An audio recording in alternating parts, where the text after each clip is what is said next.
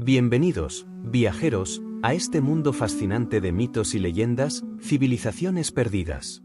Aquí descubrirás los misterios más asombrosos de la historia, relatos ancestrales y secretos ocultos de culturas que el tiempo quiso borrar, pero nosotros las traeremos de vuelta. 31 misterios de los nabateos, los que construyeron la ciudad de Petra. Usualmente se asocia sedentarismo con civilización y nomadismo con vida salvaje e incivilizada. Pero ha sido siempre así. Los nabateos suelen ser etiquetados entre dos extremos. Unos salvajes nómadas del desierto que tuvieron el talento suficiente para construir Petra. Y un pueblo brillante que consiguió grandes cosas a pesar de su nomadismo. Sobre este misterioso pueblo que tuvo un reino independiente centrado en la actual Jordania. Entre el siglo IV a.C. y el año B de la Era Común. Cuando fue anexado por los romanos, se ha hecho toda clase de conjeturas. Especialmente porque casi no dejaron registros escritos. Pero dejaron Petra, la ciudad rosa tallada en roca. Tan hermosa o más que los máximos monumentos de la antigüedad clásica grecorromana.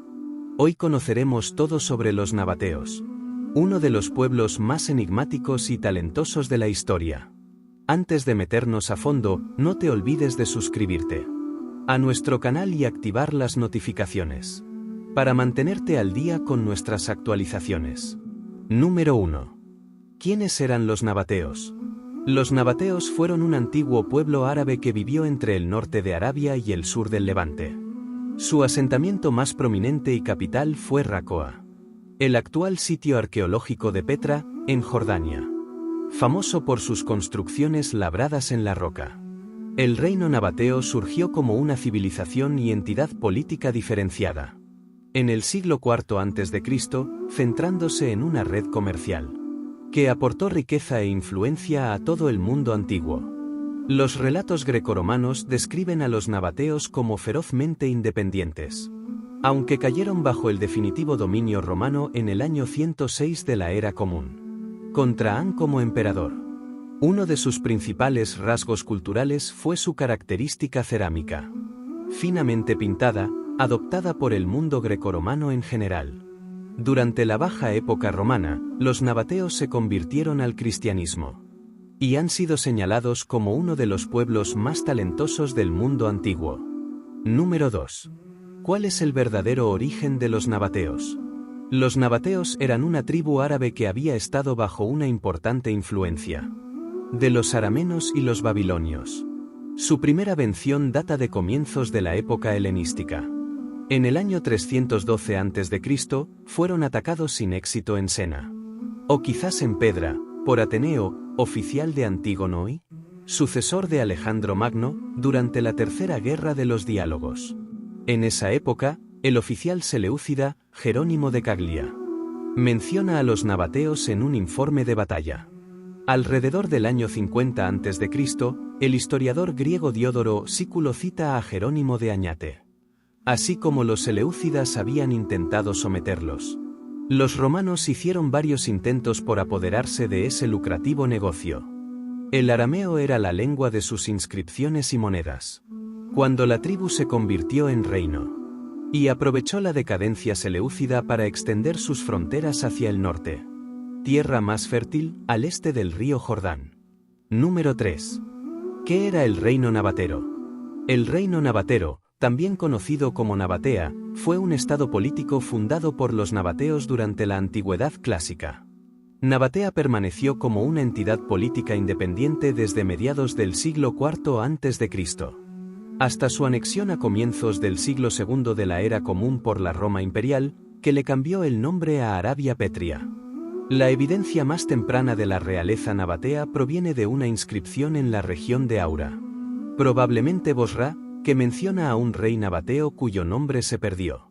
Datada a principios del siglo III a.C., el reino nabatero llegó a controlar varias de las rutas comerciales de la región, amasando una gran riqueza y atrayendo la envidia de sus vecinos. Cerca del año 85 a.C., su rey Aretas III se convirtió en señor de Damasco y Ceresidia. Número 4. ¿Qué es la ciudad de Petra? Petra, llamada Aracmo por sus fundadores, fue una ciudad nabatea, capital del reino nabatero. Durante la época helenística, actualmente es un sitio arqueológico jordano conocido por sus edificios excavados en la arenisca de color rosado, por lo que es llamada la ciudad rosa. Petra es patrimonio de la humanidad y fue incluida entre las nuevas 7 maravillas del mundo. Fue fundada cerca del año 300 a.C. y comenzó una rápida etapa de florecimiento, que la convirtió en capital del reino nabatero en el siglo II a.C. La cercanía de Petra a las rutas comerciales del incienso permitió establecerla como un importante centro comercial regional, lo que le generó ingresos considerables. A diferencia de sus enemigos, los nabateos eran una tribu nómada, acostumbrada a vivir en la aridez del desierto, lo que se constituyó en una fortaleza para defender su reino. Número 5. ¿Influencia griega en los nabateos? El reino de Nabatea no ha sido documentado sustancialmente ni por arqueólogos ni por académicos. Y surge la pregunta de si existía alguna conexión entre los nabateros y las antiguas civilizaciones griega y grecorromana. En su apogeo, la influencia nabatea se extendió desde el arqueólogo, el actual Yemen, hasta Damasco, y desde el desierto del Sinaí hasta el oeste de Irak. Al menos según ciertos historiadores. Es difícil determinar la extensión real de la influencia nabatea, ya que sus caravanas recorrían extensas rutas. Igualmente difícil es determinar las fronteras de sus dominios. Los registros escritos dejados por los nabateos también son muy escasos y difíciles de encontrar, pero algunos muestran vínculos con la historia y la cultura de las antiguas Grecia y Roma. Al contemplar la cautivadora Petra, es difícil no imaginar algún tipo de influencia grecorromana. Los constructores de Petra la diseñaron la naturaleza. Al parecer, los nabateos fueron una de las varias tribus nómadas beduinas que pagaban por el desierto para la busca de agua y pastos para sus rebaños, antes de constituirse en una entidad política diferenciada en el siglo IV a.C. La antigua ciudad de Petra, que significa roca en greco, está excavada en la arenisca del montañoso sur de Jordania, que alberga algunas de las reliquias más grandiosas de la antigüedad, con monumentos que rivalizan con los de la Grecia y la Roma clásicas. En su entorno desértico, Petra se abastecía de agua gracias a los brillantes ingenieros, que excavaron y construyeron kilómetros de canales, desviando manantiales y lluvias hacia sus embalses. Los fundadores de Petra revistaron la historia de Petra. Mañaron la naturaleza para crear una ciudad jardín de cocorita en el desierto. Canteros geniales tallaron imágenes y rostros provocativos de sus dioses en la roca. Con las herramientas a su disposición, construyeron impresionantes terrazas y enangladas escaleras en las montañas. Número 7. Se mezclaron con los seronitas. El libro de Jane Taylor, Petra y el reino perdido de los nabateros, es especialmente informativo sobre este pueblo que aún guarda muchos enigmas. Según Taylor, nadie sabe con certeza cuándo los nabateros llegaron por primera vez al lugar en el que edificaron Petra. La escritora añade que es aún más cuestionable si eran verdaderamente semitas, y si se les ha confundido con árabes con el parecido de los nombres antiguos. Incluso es cuestionable si algunos nabateros se asentaron en las montañas de Edom. Todo esto son conjeturas, dice Taylor. La historia nabatea se remonta a la Edad de Piedra y a sus conflictos con los edomitas, con quienes posiblemente se mezclaron. Todo esto ocurrió antes de que aparecieran los pueblos que construyeron la ciudad de Petra. Sus asentamientos, sobre todo la capital, dieron el nombre de Nabatea a la frontera árabe, que se extendía desde el Éufrates hasta el Mar Rojo, hecho que sugiere la evolución de un imperio y sus posibles encuentros con los antiguos griegos. Número 8. Según Estrabón, no practicaron la esclavitud. Los nabateos hablaban un dialecto árabe y posteriormente adoptaron el arameo. Gran parte del conocimiento actual sobre la cultura nabatea proviene del geógrafo griego Estrabón, que vivió en Asia Menor durante el periodo de transición de la República al Imperio Romano.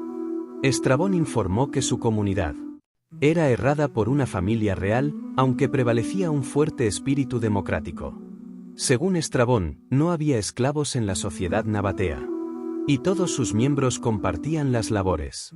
Los nabateos adoraban a varios dioses totales, como el dios del sol, Dusara, y la diosa Alat, así como a deidades grecoromanas, como Dionisio y Tique.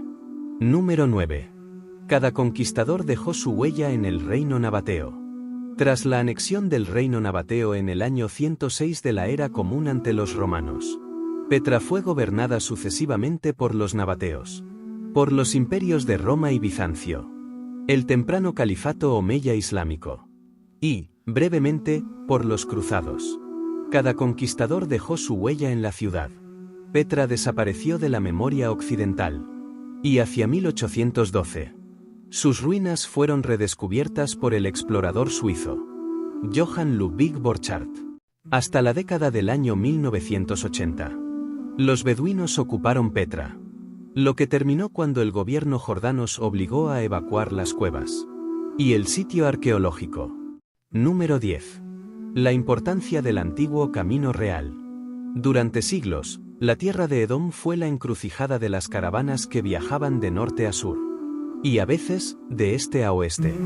Edom y Moab, ambos en la actual Jordania, estaban conectados por una vía muy transitada, conocida como el Camino Real. Por esta ruta llegaban a Babilonia las mercancías procedentes de Egipto, y las mercaderías del sur de Arabia se dirigían a los reinos del norte.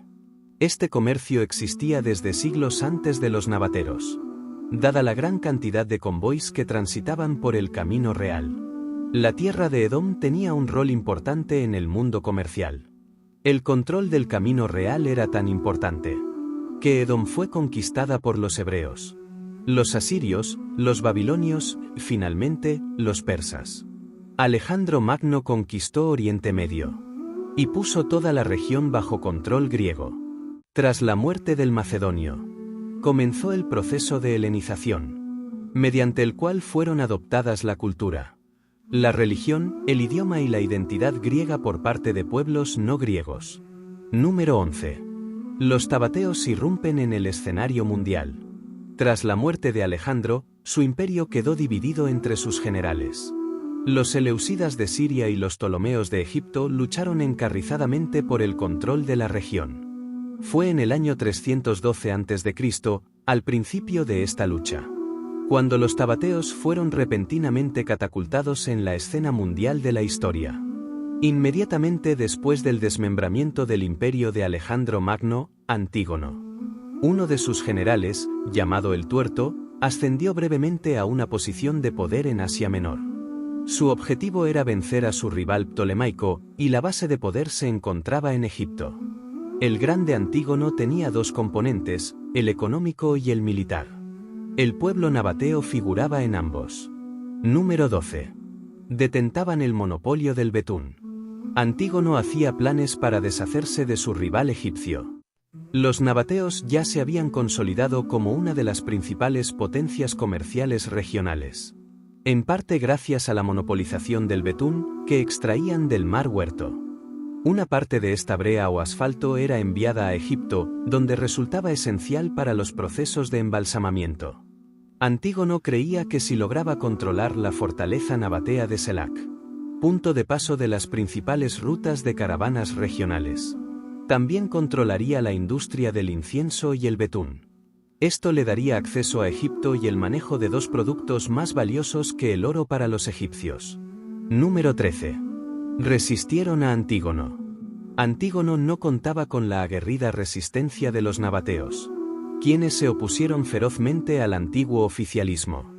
En el año 312 a.C., Antígono envió a su amigo Ateneo, junto con 4.000 soldados de infantería y 600 de caballería, a Selac, para conquistar a los nabateos, calificados como bárbaros. El plan del ejército de Antígono era controlar la ruta comercial de Gaza a Sinaí, bloqueando así el acceso de Egipto a Siria y Arabia. La fuerza expedicionaria llegó a Selac al amparo de la noche. Los hombres nabateos probablemente se encontraban en la cercana Bostra, la capital de Edom. Los nabateos habían dejado a las mujeres y los niños en la cima de una montaña para mayor seguridad. Número 14. El ataque del ejército griego. El ejército griego atacó y huyó con varios prisioneros y cantidades de incienso y mirra. además de 500 talentos de plata. En menos de una hora, los nabateos habían regresado. Habían evaluado la situación y estaban persiguiendo a los invasores. Ateneo, sin prever el pronto regreso de los nabateos, no había tomado medidas de protección adecuadas. Fue un fatal error del oficial de Antígono, ya que los nabateos masacraron a sus enemigos y solo 50 griegos pudieron salvar la vida escapando. Tras recuperar su pueblo y sus propiedades, los nabateos regresaron a su fortaleza rocosa y redactaron una nota de protesta dirigida a Antígono, lo cual sentó un precedente. Número 15. Los nabateos preferían la negociación, pero cuando tenían que luchar, eran muy hábiles y valerosos. En las relaciones con sus vecinos poderosos, los nabateos preferían la diplomacia a la confrontación. Pataneo había muerto y, para ganar tiempo, Antígono lo culpó del ataque, señalando que había actuado por su propia cuenta. Mientras organizaba una segunda campaña contra los nabateos, aunque no pudo engañarlos. El ejército del segundo ataque greco, liderado por Demetrio, hijo de Antígono, tuvo que marchar durante 3 días por el desierto, siendo avistados por los nabateos, que conocían el terreno como las palmas de sus manos. En cuanto a los vigilantes, nabateos avistaron las fuerzas de Demetrio. Lanzaron señales de fuego que replicaron de montaña en montaña y de colina en colina, para avisar a todo el reino sobre la presencia enemiga. Número 16. Las tropas de Demetrio no lograron conquistar a los nabateos. Adaptados, los nabateos enviaron a sus familias, rebaños y posesiones más valiosas a esconderse en el desierto, con un grupo de guerreros como protección. Lo que no pudieron transportar al desierto lo guardaron en celaje, y se dispusieron a defender su fortaleza rocosa. Tras un día de batalla, Demetrio no pudo tomársela. En el año 301 a.C., Antígono fue vencido por las fuerzas combinadas de Seleuco, Prepelago y Licímaco. En la decisiva batalla de Ipso, el viejo general de Alejandro murió en combate a los 81 años, tras ser alcanzado por una jabalina. Fue reemplazado por Seleuco, otro general de Alejandro, que fundó el imperio seleucida y gobernó la región hasta que fue conquistada por los romanos. Número 17. Diplomacia nabatea. Los registros indican que los nabateos estaban ansiosos por mantener buenas relaciones con los seleucidas para revisar sus actividades comerciales en paz. A lo largo del siglo III a.C., los seleucidas y los ptolomeos pelearon por el control de Cortania, con la victoria para los primeros en el año 198 a.C. Sin embargo, ambos contrincantes dejaron a los nabateos en paz y el reino de Nabatea se mantuvo prácticamente intacto e independiente durante todo este periodo. Jane Taylor explica que durante los 150 años posteriores al enfrentamiento entre Antígono y los nabateos, se produjo un silencio histórico sobre este reino, ya que casi carecían de registros escritos. Por ello, cobraron mayor importancia como fuentes los escritores grecoromanos, como Estragón y Flavio Josefo, así como las inscripciones en piedra y las monedas de las que han defendido a los eruditos para informarse sobre Nabatea. Número 18. El ascenso de Aretas.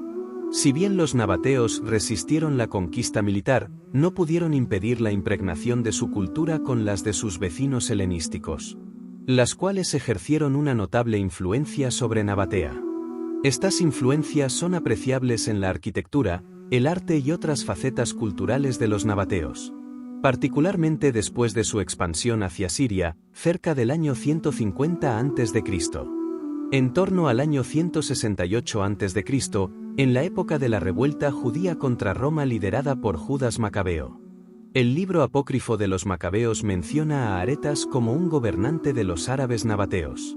Josefo explica que Gaza fue atacada alrededor del año 100 a.C. por el gobernante asmonero Alejandro Jamio. Número 19. Relaciones de los nabateos con Gaza. Hasta el momento del ataque asmonero, Gaza había sido un fuerzo mediterráneo clave para el comercio nabateo. Los gazatíes pidieron ayuda al gobernante nabateo Aretas. Y atacó con prontitud, a pesar de la importancia estratégica de Gaza, y esta fue capturada. En ese momento, Eriza II tenía sus fuerzas comprometidas. ampliando los dominios nabateos hacia el norte, lo que al final demostró ser una estrategia acertada. Posteriormente, el rey nabateo negoció las condiciones para que sus comerciantes continuaran sirviéndose de Gaza como ciudad portuaria. En su libro Los Nabateos, Philip Hammond sostiene que los aznomeos no se van a ocupar Gaza. Número 20. Diodoro definió a los nabateos como nómadas, bandidos y ladrones. Durante el siglo I a.C., el historiador griego Diodoro escribió sobre los nabateos, basando sus textos en los testimonios de Jerónimo de Cartia, quien a su vez había escrito a finales del siglo IV a.C. Diodoro describe a los nabateos como nómadas, que recorren un país en parte desértico y en parte alto. Aunque una pequeña parte está aquí. Algunos crían camellos, otros ovejas, en el desierto. Llevan una vida de bandidaje, tras invadir gran parte del territorio vecino, los saquean. Algunos habían penetrado hasta la costa mediterránea, donde se dedicaban a la piratería, atacando con provecho los barcos mercantes del Egipto con el marco. Y recuerda suscribirte y pertenecer a esta linda familia que cada día con un granito de arena nos ayuda a traer más vídeos lindos como este y sin más. Número 21. Los nabateos eran civilizados o bárbaros. Jane Taylor recomienda no olvidarse demasiado de las interpretaciones de los nabateos como buenos salvajes o bandidos. Un hecho relevante para comprender este pueblo, en la que comerciaban con incienso, mirra y otras especias de alto valor. Esto sugiere que lo que comerciaban habría sido esencial para la vida religiosa, culinaria y médica de pueblos importantes y cultos, algo difícil de conseguir siendo un salvaje bárbaro o un salteador de caminos. En el siglo IV a.C., los nabateros, que habían sido mercaderes y piratas en el Mar Rojo, se habían trasladado a puertos del mar Mediterráneo, donde los barcos de otras naciones estaban siendo derrotados y capturados. Durante este periodo apaciguaron o formaron alianzas con otros pueblos que les ofrecían ventajas. Cuando era necesario, luchaban, pero solo si se veían obligados. Gradualmente extendieron sus círculos de influencia hacia el oeste y más allá, adentrándose en Egipto. Los nabateros mantuvieron un puesto avanzado en Ewadi y Tumilá, al este del delta del Nilo. Número 22. Los nabateros bajo el mando de Obodas-I. Obodas-I fue rey nabatero entre los años 96 y 86 a.C., como sucesor de Eriza II. A medida que el gobierno seleucida declinaba, Obodas impulsó la expulsión de su reino. Obodas se movió en dirección norte, hacia Arquidia. Obodas logró acorralar a Alejandro Llaneo, cerca de Gadá, al sureste del mar de Galilea. Con su fuerza de camello, sobrevivió al líder asmoneo a internarse en un profundo valle. Y lo derrotó, resarciéndose del revés, sufrido en Gaza. Alrededor del año 86 a.C., el gobernante seleucida Antíoco XII, Dionisio, lanzó una invasión contra Nabatea. El ejército seleucida fue derrotado de manera terminante. Pero tanto Antíoco XII como Obodas-I murieron en batalla, y el rey nabateo fue enterrado en el Negev. Algunos estudiosos hablan del desarrollo del imperio nabateo en torno a este periodo histórico. Número 23. Erizas III ocupó Damasco. Erizas III, hijo de Obodas, gobernó Nabatea entre los años 86 y 72 a.C. Y ante el colapso del dominio seleucida en el norte, continuó la expansión de su reino hacia esa región. En el año 85 a.C., Erizas III ocupó la gran ciudad de Damasco. Y. En su momento, el rey nabateo gobernaba tanto un pueblo nómada como a la cultura capital del calipato, Mecha. El análisis histórico suele asociar las civilizaciones con las ciudades fundadas y desarrolladas por un pueblo. En el caso nabateo, este patrón resulta difícil de aplicar. Número 24. Aretas III y la cultura griega. Quizá debido a que los nabateos seguían siendo definidos como unos salvajes practicantes del nomadismo, Aretas III decidió cambiar su imagen de bandido nómada del desierto por una más respetada. Y mandó acuñar monedas en las que aparece con estilo griego. Igualmente, su nombre fue grabado en el netar circulante en griego y no en el dialecto árabe nabateo. Y para no dejar dudas sobre sus pretensiones televisantes, añadió a su nombre el cognomento de Filoheleno, un amante de la cultura griega. Quizá la personalidad de Aretas III haya sido el punto culminante de la adhesión nabatea a la cultura griega. Pero los estudiosos ven presente esa sintonía en la arquitectura de Petra desde el año 150 a.C. Número 25. Los nabateos. Los nabateos pasaron de nómadas a sedentarios, perdieron Damasco y la recuperaron. Los cambios culturales modelados por Aretas III fueron de gran importancia.